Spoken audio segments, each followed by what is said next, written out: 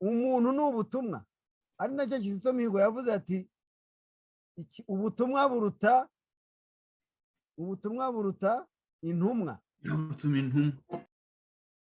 Abakeka rero ko umuntu baba baramwishe nka biriya Kagame avuga ngo namwishe ngo nakwica ngo nzabica ibiki byose, ni abatazi yuko umuntu adashobora gupfa. Ibi ndabivugira yuko abantu bose bagenda bakajya gukina ku mubyimba abantu bitavye Imana, baba ari abajya ku rwibutso bakajya gushinyagura, cyangwa abandi mwabonye boza amagufa ukabona bayoza nk'aboza intebe cyangwa boza amasahani.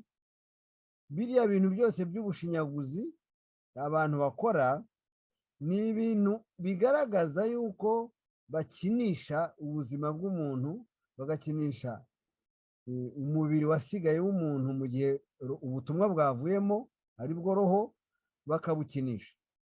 Numvise Mukanyika avuga ati abantu bagiye ati ubanza ari Sumani wagiye iwabo bwa mbere, ati yavuye yakubitana n'ingorane sinzi izo arizo, nzamubaza numva izo ngorane Asumani yavanye mu itongo ryo kwa Mutabazi.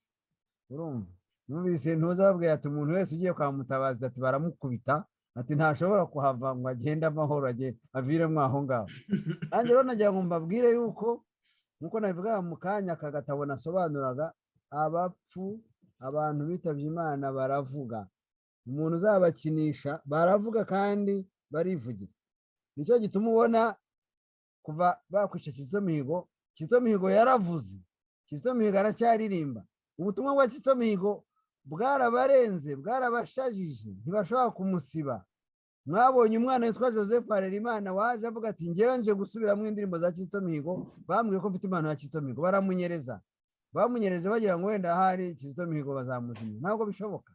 Urumva, kimwe na Niyomugabo Gerard, yewe na Kayibanda abamukuyeho hari uko babigenjeje, wenda batuma agenda imburagihe, kugira ngo yagiye afite imyaka 52 kandi yashobora gusaza nawe akagira imyaka 80 nk'abandi cyangwa 70 n'ingahe. Ariko n'ubu amateka yaracyavuga, kandi nawe ahari aravuga, afite uko avuga. Nicyo gituma aba bantu bajya mu matongo y'ababyeyi banyu, bajya kumva aho ababyeyi banyu bashyinguwe. Ibi byose ni ubukunguzi, bibyara umuvumo. Nicyo wenda navuga ko nabasobanurira, ntibazongere kwibeshya ko bavuga ngo ejo bundi umuntu azaza yice Jean Paul, yice Matata, yice Tarisisi. Ntabwo dushobora gupfa. Hari aya mateka turimo kwandika, aya ntazapfa, ntazasibangana. Hari nuko twaremwe mu ishusho ry'Imana, tuzahoraho tuvuga, tuzavugira mu bandi, tuzakomeza dutange ubutumwa.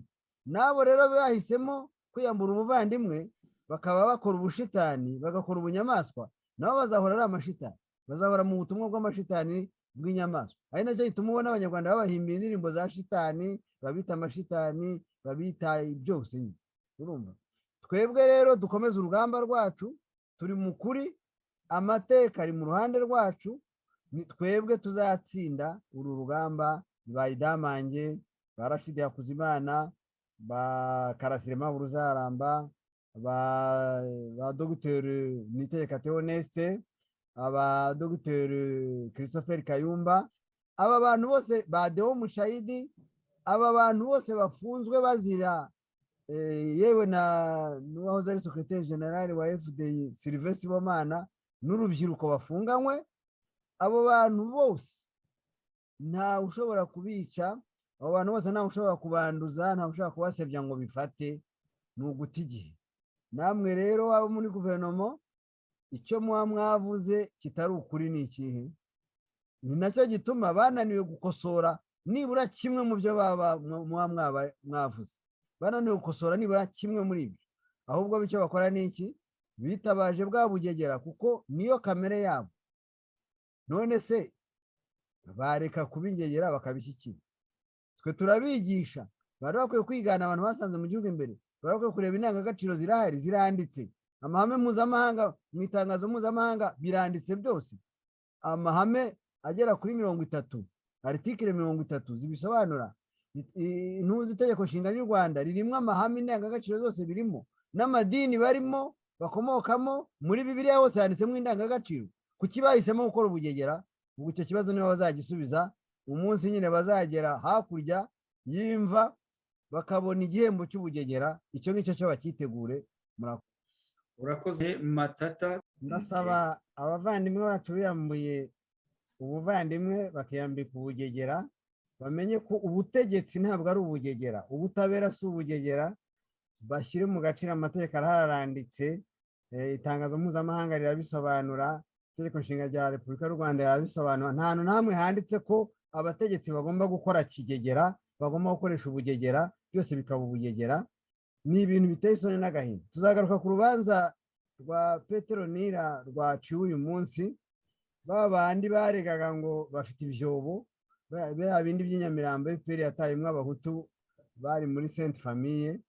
None umukecuru bamukatiye mu myaka 7 ngo kubera ngo ko yubatse hejuru y'ibyobo, kandi ibyo byobo babikuyemo abantu, nta nzu nimwe bashenye.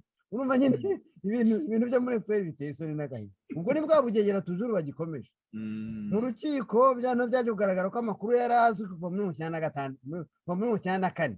Amakuru yaratanzwe, yari azwi ko ibyobo birimo abantu, ariko bagakomeza bakabyandika mu rukiko ngo ibyobo birimo imibiri y'abatutsi bishwe, kandi ari abahutu. Ari nacyo gituma batinze kuyikuramo, kubera ko bari abahutu, bari baziritse amaboko inyuma. Baraje barataburura babona amaboko aziritse inyuma, barongera barapfundikiye barasubiranye. N'amafuni babicishije nayo yari agihari, nayo ari mu byobo.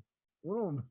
None umukecuru agumye muri gereza ko bakozwe n'isoni, bafungura abana be 4 n'abandi bantu 2 bari barafunzwe bakurikiranywe yuko bakomeje gushyigikira ko umuryango urengana. Umuryango wa Simbizi François, umupfakazi akaba ari Petero Nira Mukakarera, akaba wasigaye muri gereza arengana.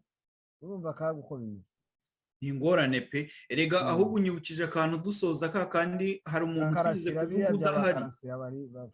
Hari umuntu twigize kuvuga udahari, musaza wuriya mugore wa Kayumbu twavuze Jean Baptiste w'umudokiteri w'i Butare. Nigeze kubona waramukozeho article muri Kiriri uvuga ko aharimo yarenganye, imanza zizabereye mu nkiko zisanzwe kugeza n'ubu yakatiwe burundu, bamushinja jenoside. Bamushinja jenoside ngo yabuzaga abarwayi ngo kuza kwivuza mu gihe cya jenoside b'abatutsi. Ndewe nkibaze se uyu muntu hari umututsi wateraga iperu kwa muganga ngo aje kwivuza muri jenoside koko? Uwo mututsi yabaga afite iyihe iminite yo kujya guhagarara ku bitaro ngo agiye kwivuza icyo gihe kirya gihe muri jenoside? Umuntu umuvandimwe ntiyafata Kizito ngo amunoboremo amazi.